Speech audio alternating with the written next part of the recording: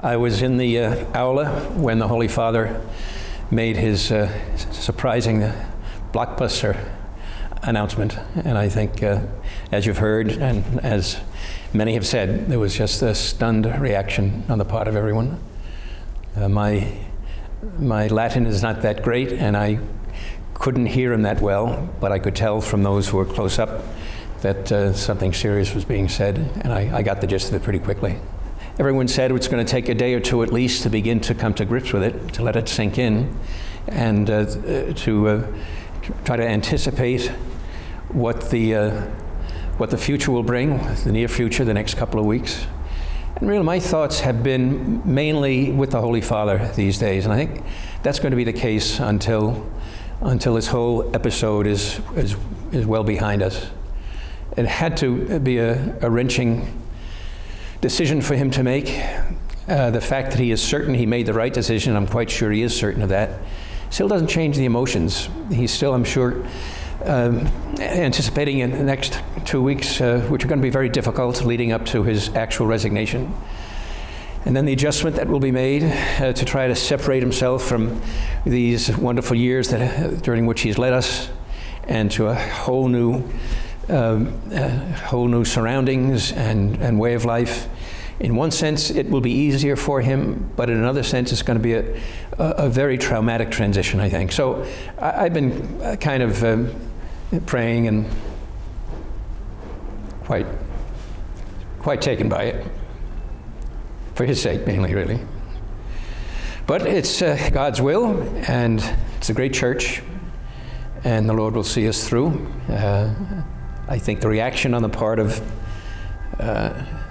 the public in general, part of the press, has been very positive, and I hope people understand the great contribution he's made, and will continue to make over the next 2 weeks and in his new life. Certainly, that life will be no less dedicated to the Church and to Christ than it will have been during his years of active ministry as Pope.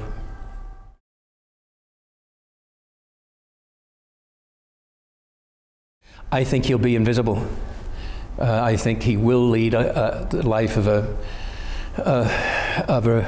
a monk, of prayer and study, and certainly some writing. I hope we hear some more from him in his writings, which probably we won't see very much until the future. But I think that's going to be his main task. I don't think he's going to receive many people. I think he's going to respect his successor. And the decision he's made is to step out of the limelight, and I think that's what's going to happen.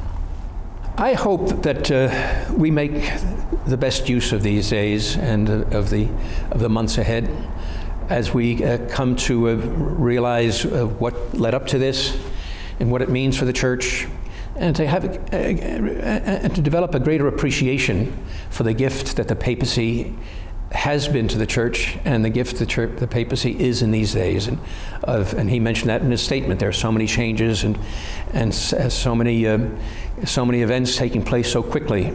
The Church remains, and the rock is firm. Peter and his successors will always be a reference point for a confused culture, confused cultures really. And I think that's a great gift, which maybe we take for granted. And I hope these are teaching moments for us of all ages, of all callings, of all levels of commitment to the Church. Our faith can and should be deepened as a result of our reflection these days and our discussions and our observations as things do take place. I think these next 2 weeks will really be impressive for us. I think the Holy Father will say some marvelous things and make some gestures that will be very significant, as will the College of Cardinals and the general Catholic faithful in showing their appreciation to the Holy Father. So I think these days will be very rich, and we should plumb them and get the most we can out of them for our own spiritual benefit and for our own enrichment of faith. I think it's a good development.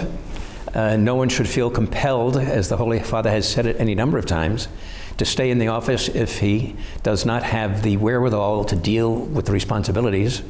And up to now, I think maybe that has not been so certain in the lives of some. Blessed John the 23rd, John Paul rather, made the most of his illness, and that was a great gift, the way he lasted to the end in his office. And here's another gift, and this development will offer options that maybe were not too obvious before this courageous decision of Pope Benedict. The faith is fading in some traditionally Catholic areas, and I would hope that we'll find an enlivening of that faith as a result of what we're going through now, and as a result of what might take place in the early years of the new papacy.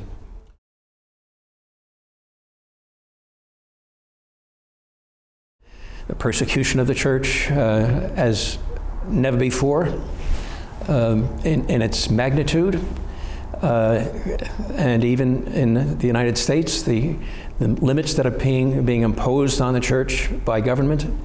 This is happening in various ways through Western culture. I think Western Europe is facing some of the same issues of kind of a bland persecution, but a very real one, in trying to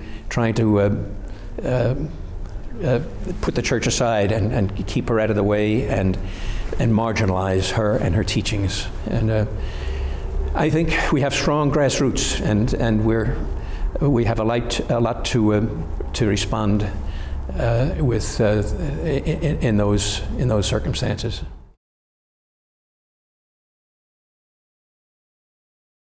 Well, I just think that the new Holy Father should have a broad appreciation of the Catholic world and the different cultures that make it up, and be able to foster the spirituality of those different cultures. But I think we've been blessed with such wonderful popes for the last 100 years, and I think whoever comes in, if he could combine all those qualities that we've had the pleasure of seeing in our past popes, I think that would be a wonderful development.